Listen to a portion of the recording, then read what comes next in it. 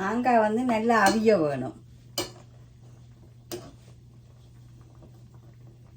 மாங்காய் தக்காளி பழம் போட்டு வச்சா நல்ல டேஸ்டாக இருக்கும்.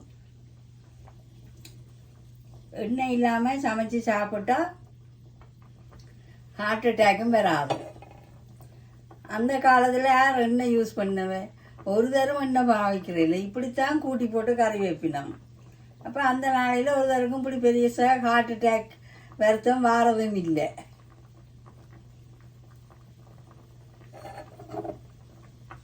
இப்போ எண்ணெயை ஊற்றி வதக்கி நிறைய எண்ணெய் ஊற்றி, இந்தியாவிலாம் நிறைய எண்ணெய் ஊற்றி வதக்கினோம். ஆனால் எண்ணெயை குறைச்சி கொள்வது நல்லது.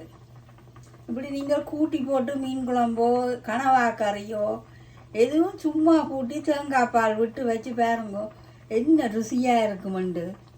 ஆனால் யாழ்ப்பாணத்து கிணத்து தண்ணியில் சமைக்கணும், அந்த மாதிரி டேஸ்டாக இருக்கும் கறி. உலகத்தில் எங்கேயுமே யாழ்ப்பாணத்து கறி கிடைக்காது.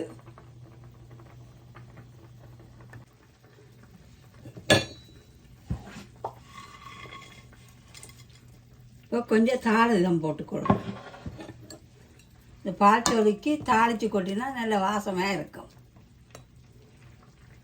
வெங்காயம், கருவேப்பிலை, பெரிய சீரகம், கடுகு போட்டு தாளித்து கொட்டியிருக்கிறோம், நல்லா இருக்கும்.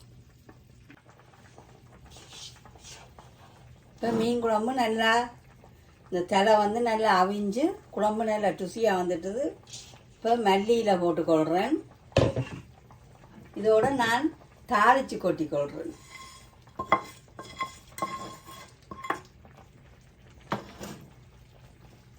இப்போ மீன் குழம்பு ரெடி.